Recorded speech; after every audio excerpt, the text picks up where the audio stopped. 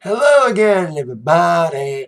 Zach Attack is here with my WWE Raw review for this Monday, August 28th, 2017. Free from Brooklyn and smoky crowds, we're in Memphis, Tennessee at the FedEx Forum. I probably say this every time they're at FedEx in Memphis. Been to Memphis, been to FedEx Forum. Nice venue, nice city, especially Beale Street. And Raw's been on a hot streak lately. But Raw needs to get on a hot streak again quickly because we're close to football season. We're 2 weeks away from football. And Raw tonight had one of the weakest Raws in a while. Like the first 2 hours kind of dragged a bit. The first 2 hours were decent, but the third hours when it really picked up with some big moments that saved this Raw from being a so-so Raw.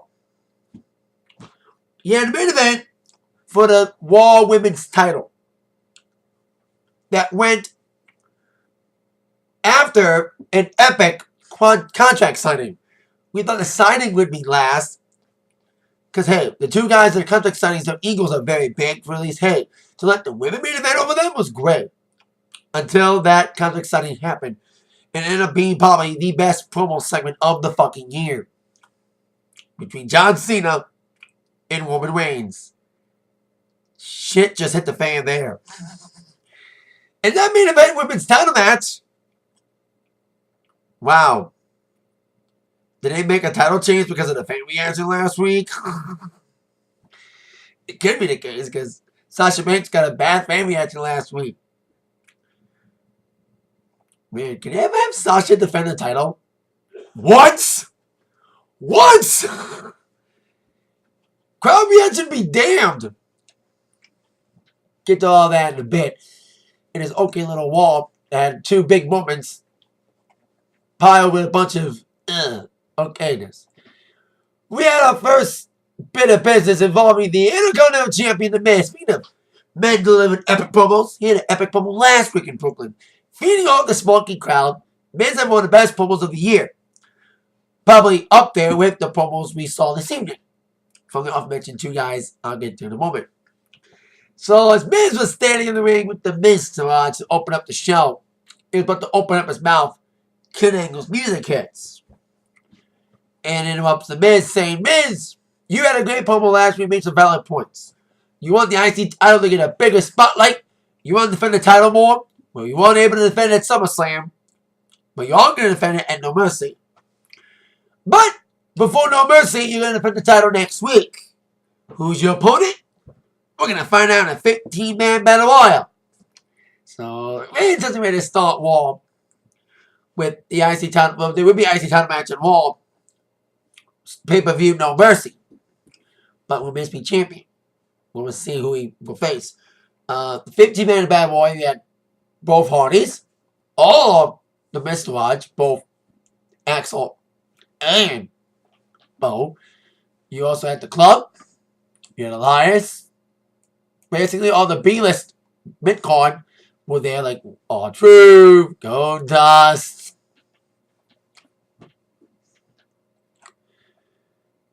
But then you had also Finn Balor, Jason Jordan. Apparently, they changed Jason's music kind of again. They added lyrics to the song. That doesn't help add to the song, guys. And you also had a clean-shaven Big Show. Maybe he lost the bet on McGregor Mayweather and a shave. I didn't see that fight live at a screening party at one of my DJ gigs. They had a big projector screen projecting the fight. I did get to see it. I didn't think I was. But I did. McGregor did well, but Mayweather destroyed.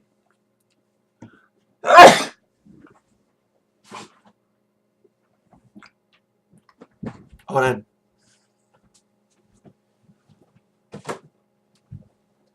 Alfie's acting up again.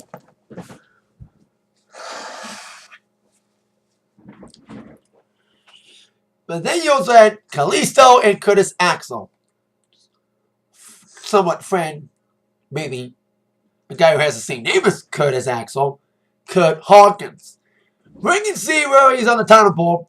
Everyone eliminated him in like 5 seconds, Curtis Axel. Then Kalisto got quickly eliminated. So you can see who's on the totem pole. I think Apollo Crews was in there too. in the match.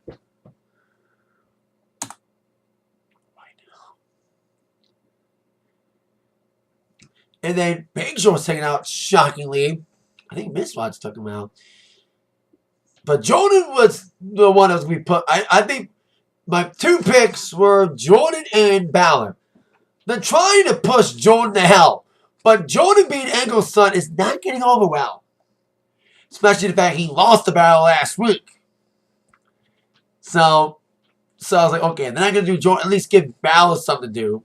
Until you give Balor an opportunity to Universal title once you strip it off Lesnar or Strowman. But then as Balor was looking good early on, it was down to like him and like the Mr. Lodge and Elias was in there.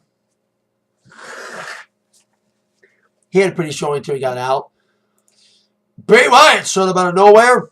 Elias went out, he appeared, took out Balor with the sister Abby, took him out. Because there's no DQs in a Battle Royal, so anyone can come in and eliminate anybody. And Wyatt just disappeared after that. Leaving Jeff Hardy in there with the Mr. Lodge and Jason Jones. I was like, oh man, Jason Jones is going to win now. Because that's the route they've been seemingly going on. Despite their best efforts to sell Jason Jones as Angle's son and no one's buying it. But, shockingly and happily, Jordan went out and sold in the Mr. Lodge. Leaving the winner, the man to face The Miz next week, Jeff Hardy. Very intriguing. Jeff Hardy is a former IC champion. Multi-time IC champion. Maybe not as many reigns as Miz. So a very interesting scenario about how WWE is going to book this. We're either going to see Hardy shock people and become an IC champion, which I don't think he should be at this point in his career. Maybe, but I'd love to see Hardy and Wyatt's enemy Balor. Balor and Hardy had a little showdown. That's a match we all like to see. Balor and Hardy. High Flyers had a great showing. They should have a one-on-one match, especially after that little brawl we did see. So we can see Hardy win clean and maybe give Miz a rematch at the pay-per-view. B, Miz wins dirty and gets a rematch against Hardy at the pay-per-view. Or C, we get someone interfering like Jason Jones making a triple threat at No Mercy. Or Miz pins Hardy and moves on to somebody else at No Mercy. Of those four possible scenarios, I say B or C is likely. Either B, some sort of screwy ending, with Miz winning by cheating from the Mr. Lodge and Hardy gets a rematch at No Mercy. Or someone interferes like a Jason Jordan and causes a triple threat at No Mercy. So we'll see what about WWE decides to take when it comes to booking this match. Either Hardy wins clean, Miz wins clean, or wins dirty with help from Mr. Watts, causing a rematch of No Mercy, or a triple threat and No Mercy if someone interferes. We'll see where this goes.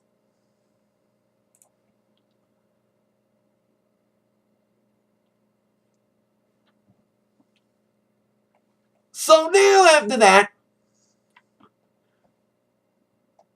Battle Royal, we had Enzo Amore making his 205 Cruiserweight debut. Wow. Enzo's in the Cruiserweight division now. Like, there's been rumors about him getting this so-called demotion because of his backstage heat and his cockiness getting the best of him. But I like Enzo.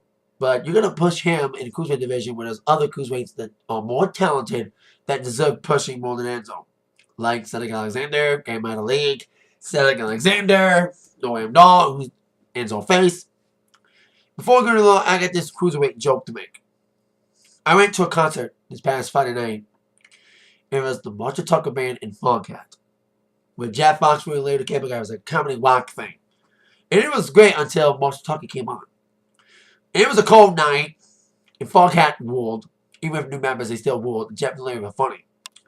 But by the time Marshall Tucker came in, the combination of it being a cold night in Michigan in August, and the fact Marshall Tucker kind of sucked, made the crowd leave faster than 205 Live after a SmackDown taping.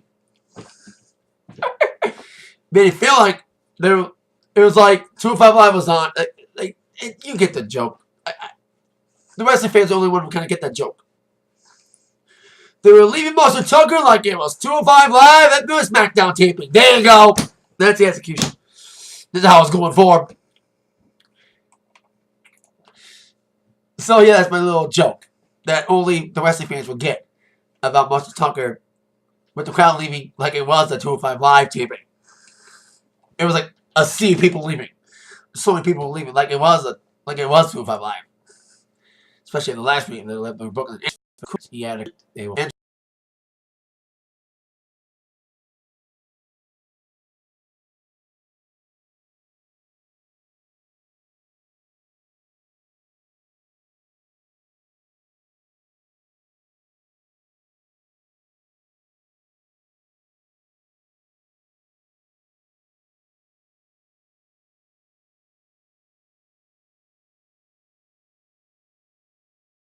Angel's got a new move, a new finisher, kind of copy people. Eat the feet. You have to eat the feet in for the victory. So they're pushing Enzo, she's pushing other guys. Like Neil mentioned, Grand Metalik and Cedric Alexander, who have to be relegated to team up with Enzo tomorrow night against Noam Dar, Tony Nese, and Drew Gulak. I do like Tony Nese's new thing, the 8-pack taunting. At least give him some character. Enzo's over because he's a character. Unfortunately, WWE's not done a good job with most of the cruiserweights in their character development. Unless you're Jack Gallagher or the reigning cruiserweight champion, Neville, who got taunted by Enzo at the end of last week's 205 Live after he successfully defended his title against Akira Tozawa. It's kind of weird. Tozawa's 1 week title reign was all for nothing.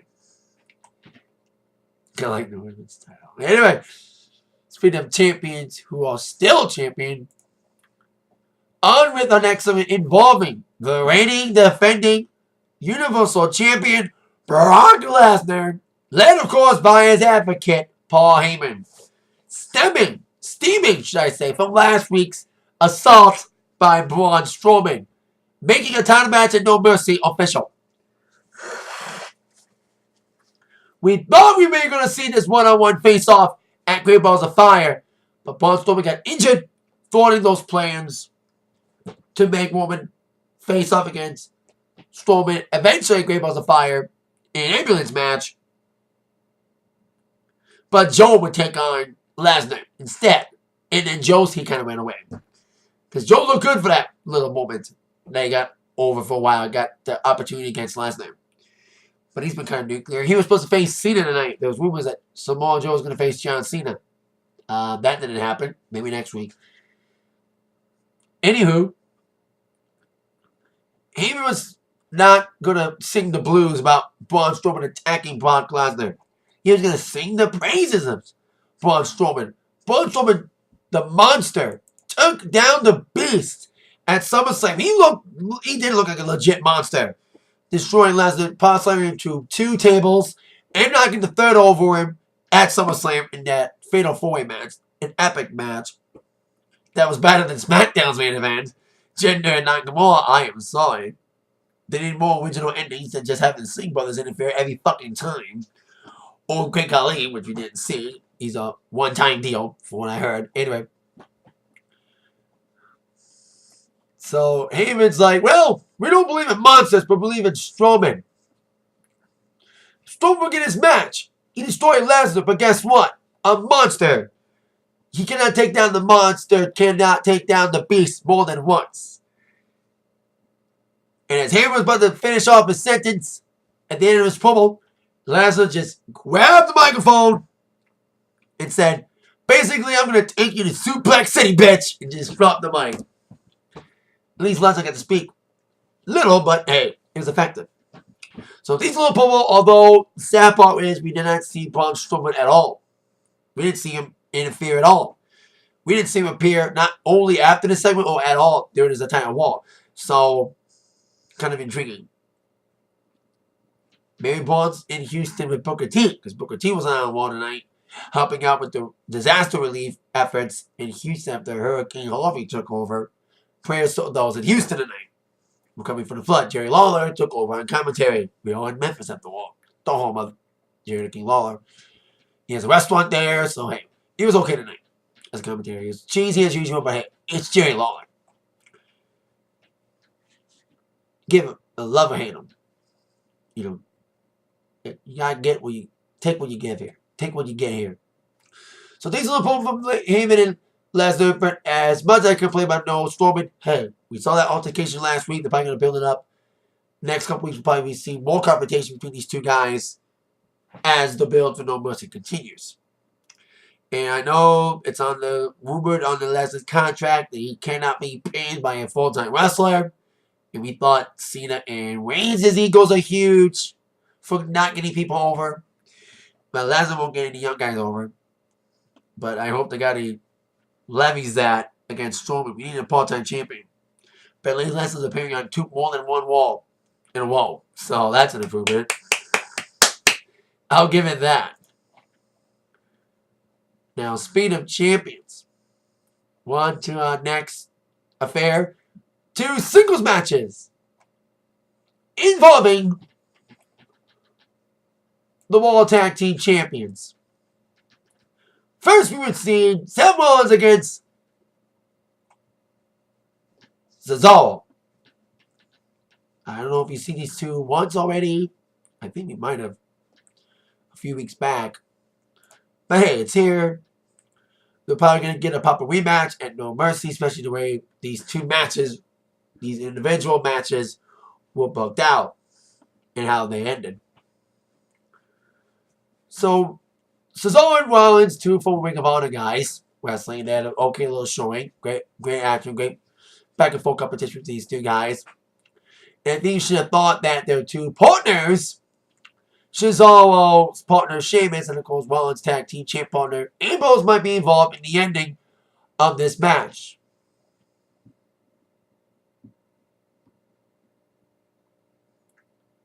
And they kind of were involved, as well as just going in for the kill onto Cesaro at some back and forth average with both guys. Sheamus got involved.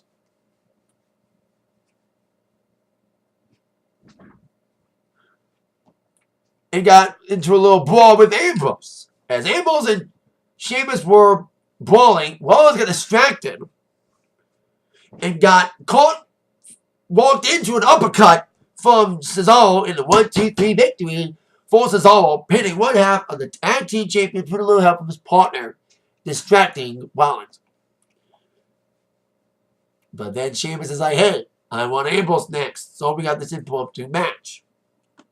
As we saw, both these rivals face off in singles matches. Sheamus and Dean Ambrose face up next, and it was an okay little showing as well. Sheamus did some big power moves, trying to do for white noise, even teased the 10 beats of the boundary once, but wouldn't get the fans what they wanted.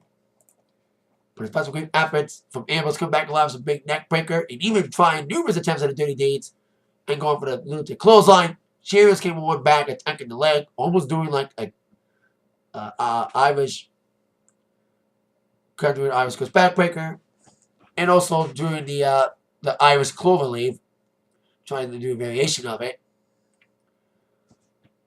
But then, after both Sheamus and Ambrose go for the moves, the finishers, Sheamus went for broke kick and Ambrose went for dirty deeds. Rollins and Cesaro got involved. They got into a little brawl, and that was a distraction. Enough for Ambrose to capitalize. Sheamus being distracted by that, and even trying to beat up on Rollins, but referee got distracted by this as well. Referee had to hold up Cesaro, and unfortunately Cesaro held the referee off from seeing Rollins get involved, with Ambrose and him doing a double team onto Sheamus, enabling Ambrose to nail the dirty deeds in the victory for Ambrose. So 50-50 booking here. Both teams got a singles victory with a little interference help from the partner. Cesaro picked up the victory over Rollins with help from Cesaro's partner Sheamus. And then we saw Ambrose win against Sheamus with a little help from his partner Seth Rollins. So I think it was a little 50-50, but hey, it gives both teams a little bit of heat and momentum as we head towards the match at No Mercy. That's probably going to be named soon.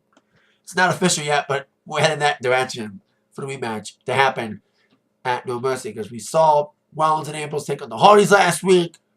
We saw Sheamus is all backstage, and now we see these two teams in singles competition, seemingly heading towards, like I said, a rematch at No Mercy, which is now a Raw pay-per-view this year. I hope Raw doesn't make the same mistake SmackDown did when they had No Mercy last year. Don't put the main event on first, because AJ, Cena, and Ambrose was the main event, but it was first because of the debate against Hillary and Donald that night. They didn't want to lose more ratings after Raw lost ratings the week before to a debate. And then a match that should have been main event instead wasn't. That was Miz and Ziggler. And the main event that was booked main event, Ryan and Orton sucked. So the same mistakes won't be made for No Mercy this year. A Raw pay-per-view, not a SmackDown one. And a month earlier. No Mercy was in October last year. Now it's in September. Now on to women's match. First of two, besides the women's title match, we had Mickie James against Emma. Stemming from a few weeks ago, Mickie James beat Emma. Emma's going to give Emma a chance. Hashtag. And they were trying to do a hashtag, thanks for the revolution. Emma said she was one who started. And a little argument with Mickie James backstage segment. Leading to this match, saying that if Mickie wins, Emma cannot say she started the revolution. Apparently Emma has new music. That sucks. I don't like her new music. It's got to get some warming up too.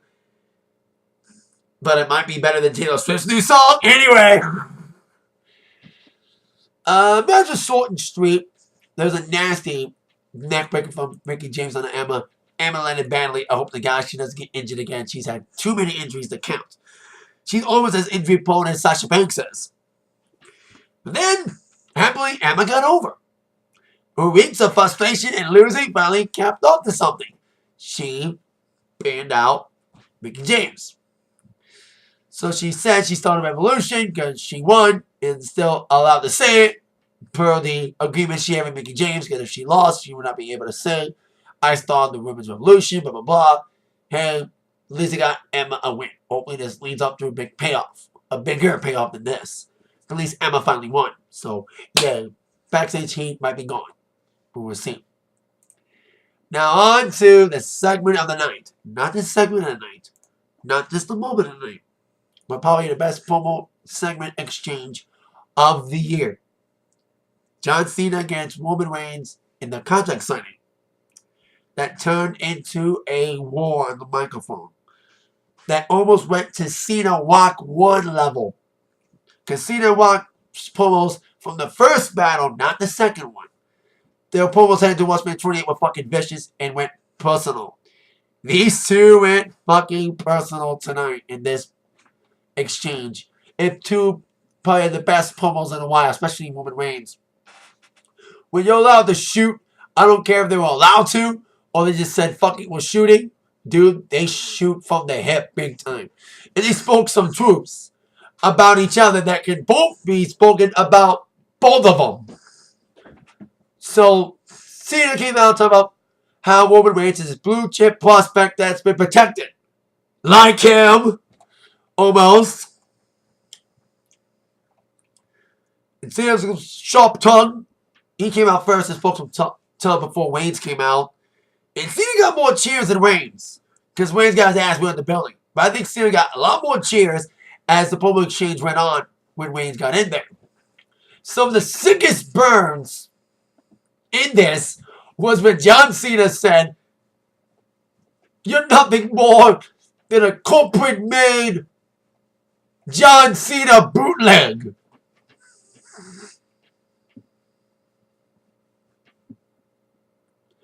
That was like burn, like Cena was burning Reigns to hell with that remark. Even breaking down the fourth wall big time. Both guys broke the fourth wall. Talk about how Reigns is protected him. Like I said about how Reigns is nothing more than a corporate-made Cena bootleg. And then Roman struck back. Roman fumbled a bit in his promo. And Cena's like, it's a promo. It's taking you 5 years, but let the new one. Burn! But then Reigns came back saying, son, Cena, you're more than a 40. And you are a shark that buries young talent. That's true! That is true!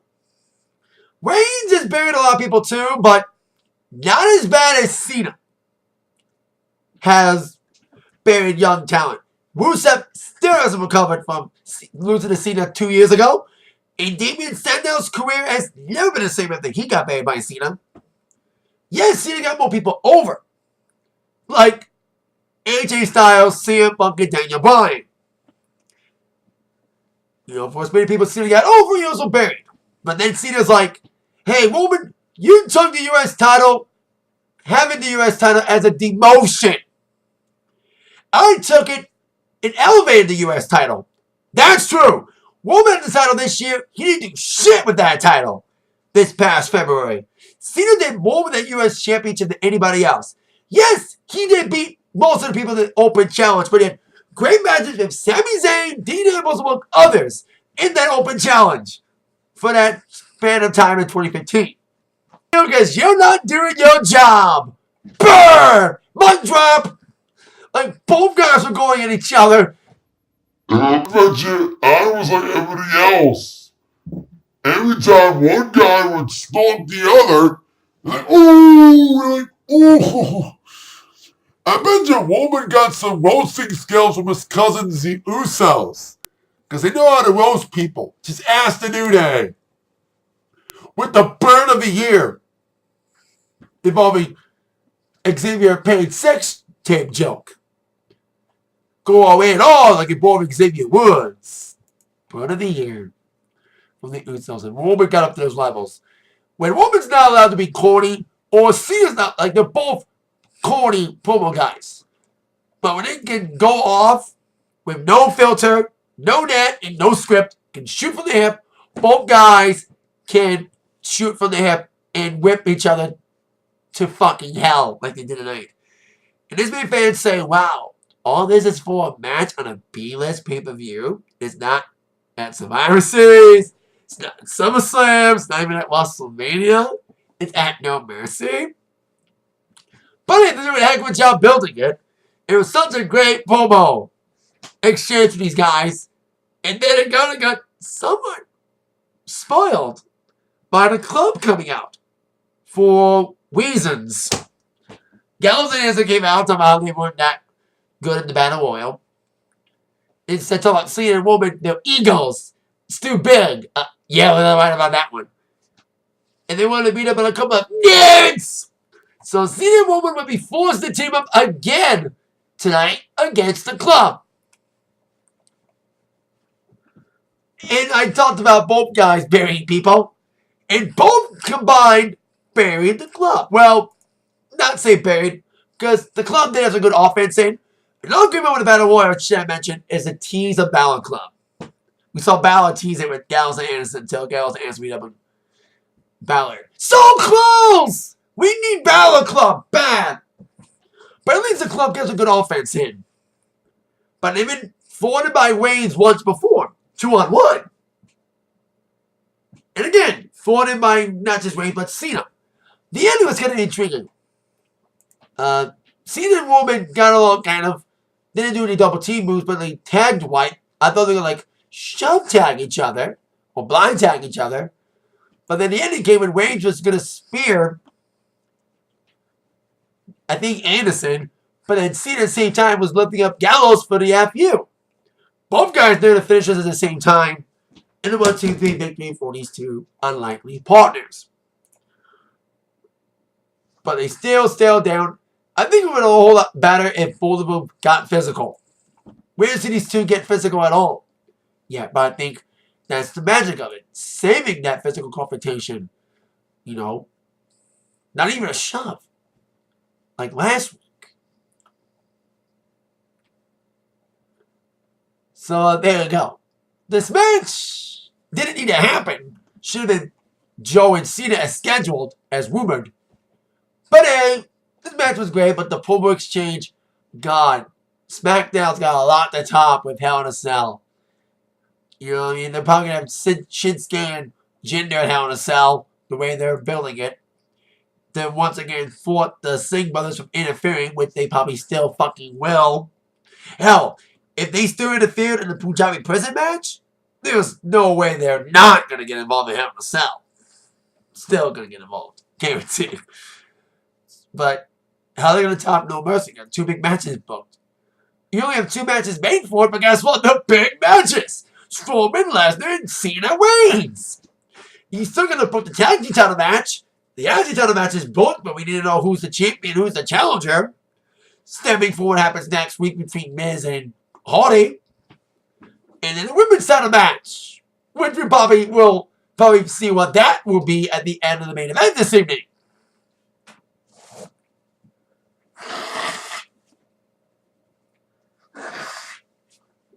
So then we saw Elias Sampson come out, singing a song about Memphis getting more heel heat as usual.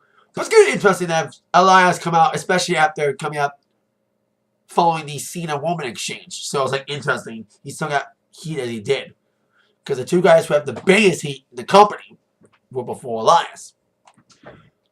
So Elias was dissing Memphis, talking about how he's the king. He was called the king by Dusty Rhodes back in NXT. But then King Jerry Lawler, who was a commentary, came to the microphone and started talking down Elias, saying he has somebody to take down Elias. Enter the first WWE programming involvement in mentioning of Southpaw Regional Wrestling characters. They kind of mentioned that commentary, but we saw the first appearance on WWE television, on regular WWE television, of a Southpaw Regional Wrestling character.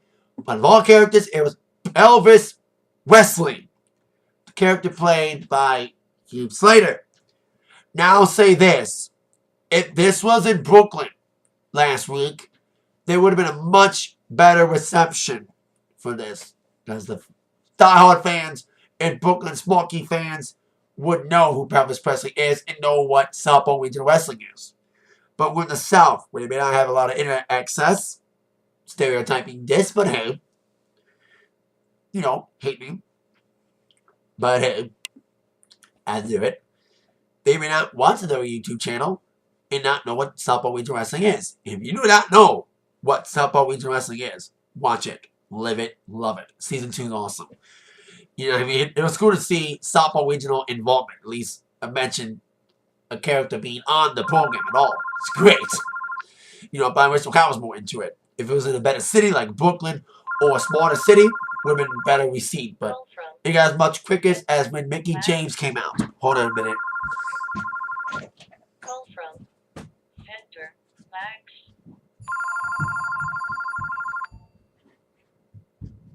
Answer it. Making my video.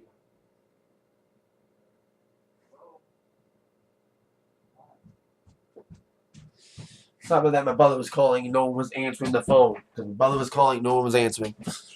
So we saw Elias just basically kick the crap out of Elvis Wrestling, and the segment was over. They're not giving Elias anything efficient to do. At least they gave him something to do. You know, hey, he squashed all truth last week, then he destroyed Elvis Wrestling. I hope you see Wino's character, the Butcher, with him and Seth Rollins. Those are like one of my favorite parts of season 2. If you have not seen it, seasons 1 or 2, watch it on the WWE YouTube channel. Cheap plug, but Southpaw Regional Wrestling is funny as hell. And it's really good. It's a parody of old-time regional wrestling from the 80s. And I thought they did really good with season 2. Although I did miss Rusev's character being on it. Mr. Bartholomew. Maybe they shot him during his injury. He wasn't able to compete. Because he got injured halfway towards the year this year. That's probably why he wasn't in it. In season 2. But I missed it in season 2. But there's some great funny stuff in it. So check it out. Find it. And they actually are selling Southpaw shirts and stuff in the WWE shop. That's hilarious. So now on to a main event. But I think Cena and Reigns should have been main event tonight. But hey, I liked it anyway. They give women a shot to main event over Reigns and Cena is huge. Alexa Bliss challenging Sasha Banks with a Raw Women's Championship. Will Sasha finally get a successful title defense? Well, I kind of almost spoiled it, but hey, I'll get to it. So the match was pretty good for me, the main event match. It wasn't as good as the SummerSlam match or the Great Balls of Fire, but hey, it was still a decent match. A little bit of a slower pace for the most part. The crowd was mostly dead by this point because, hey, you had an epic promo segment with Reigns and Cena got the whole crowd going. So it's tough to follow that. And on paper, it looked pretty good.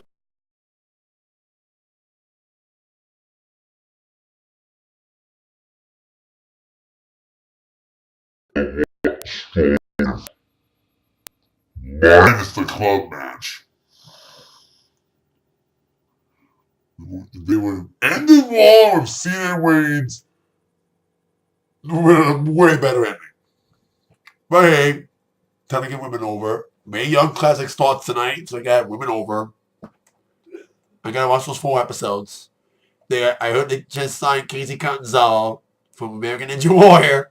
Hey, if Alexa Bliss can do well, and she's 5 feet of Fury, imagine 5 feet of Fury and mighty Casey Catanzaro. That's cool that she signed. That's weird. But don't let her wrestle anybody like Nia Jax. Please. Or Lady Tapa, who I think is in the Mae Young Classic. Oh, well, she's in NXT, I think. Not Mae Young Classic. Anyway, good match. This is not one of the best, but still. But like, these two should have good matches. The chemistry is like off since Grape was a fire. Banks looked good early. I thought she got injured at SummerSlam, but it wasn't really with a shoulder injury. But a bad Bank was targeted by Bliss following the big double knees from Banks during the break. Bliss took over, attacking the neck big time, the double stomps, and did the big splashes. But then Banks came back alive. Some big moves of her own, more flying knees, and even an attempt at the Banks statement. But despite Sasha's best efforts to finally successfully defend the title, it was not meant to be. With some decent offense from Sasha, Banks came back with some big moves, nailing Sasha in the end with the Big Breaker DDT. With the Twisted DDT and a 1-2-3 victory for Alexa Bliss. Another hot potato title change. Man, Raw Women's title once again, like last year with Sasha Charlotte. Now it's Sasha Alexa's playing hot potato for the title. And Sasha Banks once again not being able to defend the Raw Women's title for a 4th consecutive time. Really? Like, can Sasha ever defend the title once, please? And once again, it didn't happen. Again, I think 2 reasons why I think a hot potato title change happened once again for the Women's title. 1, I think WWE's reacting to the crowd reaction of Sasha. People are turning on her. The IWC can be fickle sometimes. Like, IWC can be like, we want this person to succeed. We like this person. And then, after a few months, like, we hate this person now. We turn on you. And that's what's happening with Sasha Banks for reasons whatsoever. About a year ago, we couldn't get away from chanting, we want Sasha! We want Sasha! Now people are booing her, especially booking last week, and turning on her quickly, making fun of her. Well, it didn't help that she's kind of a dick off screen, dissing her fans at NXT TakeOver. Maybe that helped the fan reaction turn. But I think that might be one reason why Sasha got the whip off the title quickly. Because of the fan reaction. W reacting to it. But I think another reason, probably the reason why I think Sasha lost the title tonight, so they can build up Alexa Bliss's next match against her now former best friend, Nia Jax. We've seen these two interact the last couple months. Like, they started the angle in May, but they didn't really go anywhere for a few months. But then we saw them interact on social media, besties. And then saw him somewhat interact on Raw the last couple weeks. With Nia being the muscle for Alexa Bliss. But then, we saw the turn.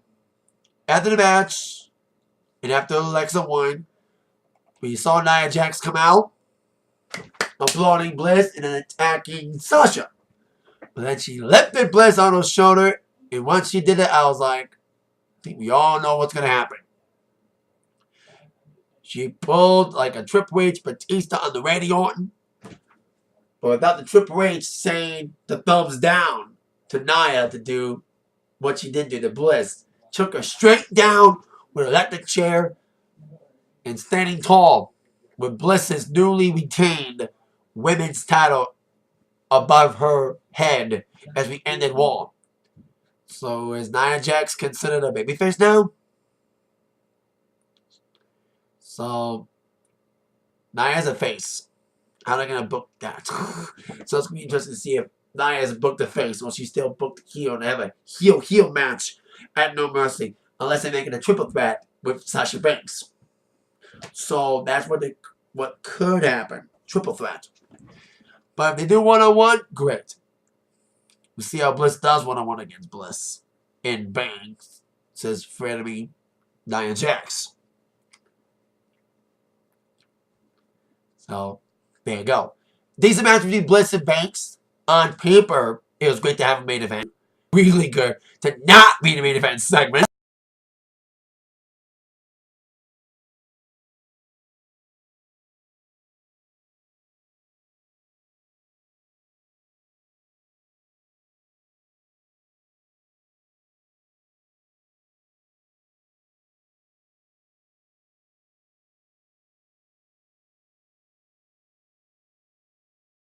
And just see a show in main event.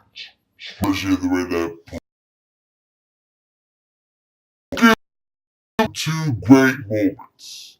The ending and Cena wins. The last was hit and miss. So decent storyline progressions. As we head towards No Mercy. We expect more stuff next couple weeks. We expect more shit from Cena and Reigns. Probably we'll get some sort of official competition between these two. And we'll see more between Reigns, his enemy Braun Strowman, and Brock Lesnar. Hope we see them both on Raw next week. We only saw Lesnar tonight. No Strowmans. See what goes on next week on the Labor Day edition of Raw. But maybe they're going to save Strowman and Lesnar's competition both for the Raw they have to face off against Monday Night Football. They have a few more weeks before No Mercy to build. So, see what goes down. With that being said, you've been attacked by this review from Zach. Thank you so much. See you next time. Bye-bye.